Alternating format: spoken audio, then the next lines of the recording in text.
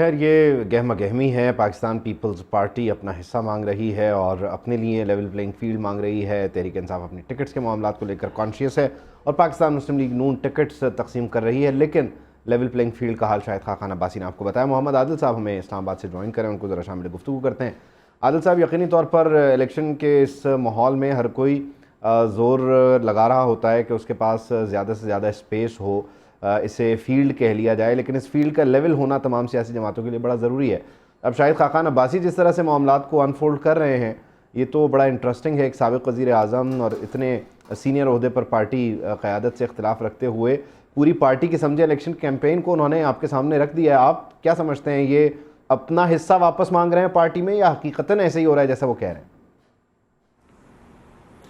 देखिए, जहाँ तक लेवल प्लेइंग फील्ड का ताल्लुक है, शाहिद खाकान की इस बात से तो कोई इख्तलाफ नहीं किया जाता। हर दौर में ऐसे होता है। हमने पिछले 2018 के इलेक्शन में देखा तो सबको पता था कि किस जमात ने जो है वो हुकूमत बनानी है और इमरान खान के लिए किस तरह से चीज़ों को जो है मैनेज किया जा रहा था।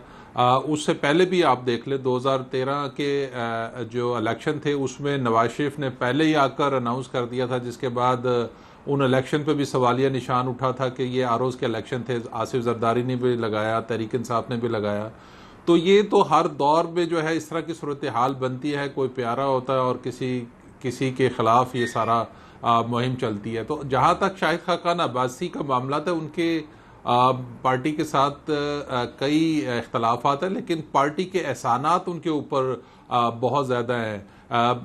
पार्टी ने उनको प्राइम मिनिस्टर बनाया, हालांकि उस वक्त जो है नवाज शरीफ ने अनाउंसमेंट की थी कि वो सिर्फ 3 महीने के लिए प्राइम मिनिस्टर बनेंगे, उसके बाद शहबाज शरीफ उनकी जगह ले लेंगे। लेकिन बाद में फिर उन्होंने 2017 के बाद उन्हें कंटिन्यू कराया और पूरा जो बकाया टेन्योर था वो शाहिद खाकान अब्बासी ने एज ए प्राइम मिनिस्टर पूरा किया।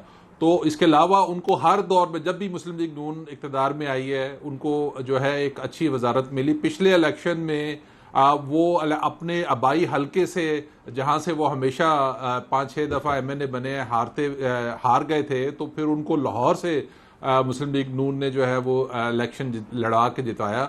तो मैं ये समझता हूँ कि मुस्लिम लीग नून की बतौर पार्टी शाहिद खाकान अब्बासी पर एहसानात ज़्यादा हैं। और जहाँ तक वो ये कह रहे हैं कि वो इलेक्शन नहीं लड़ेंगे, तो चूंकि उनके हलके में उनकी पोजीशन उस तरह की नहीं है, एक तो नून लीग का वोट बैंक बहुत स्ट्रांग है उनके हलके में भी, और वहाँ पे बरादरीज़म जो है वो बड़ा स्ट्रांग है। जैसे शाहिद खाकान अब्बासी उससे रखते हैं ताल्लुक, तो एक सत्ती फैमिली है जिसका बड़ा इन्फ्लुएंस है उस सारे मामलात में। तो इसमें आपका पॉइंट आ गया आदिल साहब, लेकिन मैं ज़रा 2-3 चीज़ों को आपके साथ रहते हुए डिस्कस करना चाह रहा हूँ। एक तो ये कि मियाँ मोहम्मद नवाज शरीफ साहब जिन मामलात को अल्लाह पर छोड़ कर आए थे, आजकल आपको ऐसा नहीं लगता कि वो दोबारा उन मामलात को अपने हाथ में लेने की कोशिश कर रहे हैं? पॉलिटिकल इंजीनियरिंग का भी जिक्र करते हैं, RTS के साथ छेड़छाड़ का भी जिक्र करते हैं, जबकि दूसरे एंड पे पाकिस्तान पीपल्स पार्टी जो है वो थोड़ी सी आपको इस सारे फ्रंट पर एक रिस्पॉन्सिबल क्या कह लीजिए पोजीशन लेती हुई नज़र आती है कि वज़ीर आज़म को जेल में नहीं जाना चाहिए था, सियासत को ज़ाती दुश्मनी ना बनाया जाए। ये सिर्फ आवाम को ज़ाहिर है मरूब करने के लिए, इससे ज़्यादा तो कुछ नहीं। अगर कोई सुनने वाला होता तो वो ऐसी बातें कर ना रहे होते।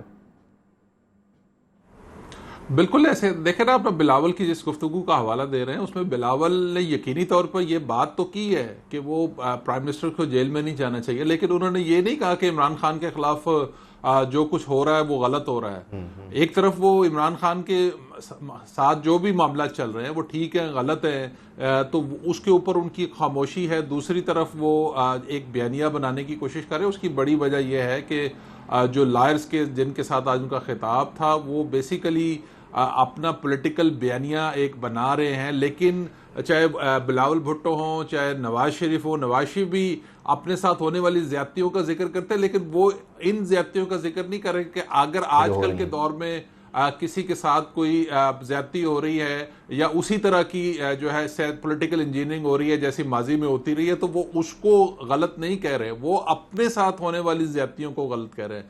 तो ये सियासतदानों के जो है वो जिसे कहते हैं कि दौरे डबल चेहरे भी है और दौरा मेयार भी है, कि वो जब उनके साथ होती है तो वो उसको ज्यादती कहते हैं, जब किसी और के साथ होता है ये मामला तो फिर वो कहते हैं कि बिल्कुल ठीक हो रहा है। तो अभी भी ऐसी ही सूरत हाल है। मुस्लिम लीग नून को भी एक बयानिया चाहिए, पीपल्स पार्टी को भी एक बयानिया चाहिए। दोनों उस सारे मामला के ऊपर क्वेश्चन मार्क जरूर करते हैं कि इस तरह होता है, लेकिन ये इस चीज को हाँ, लेकिन वो लम्हे मौजूद में नहीं होते, माजी में रहते हैं। एक आखिरी सवाल और, क्योंकि आगे माजी में मुस्तकबिल में ऐसा ना हो। आपने वकला की बात की और कहा कि वकला अपना एक पॉलिटिकल मूवमेंट की तरफ जाते हुए या बज़ाहिर कहीं अपना वजन डालते हुए नजर आ रहे हैं, लेकिन उसको लेकर आज ये पता चला है कि बानी पीटीआई जो हैं वो टिकट जारी करेंगे। और ये इस तनाजुर में हुआ कि गौहर खान के आने के बाद या बाकी लोगों के आने के बाद ये तासुर था कि वकला ही होंगे पीटीआई के उम्मीदवार।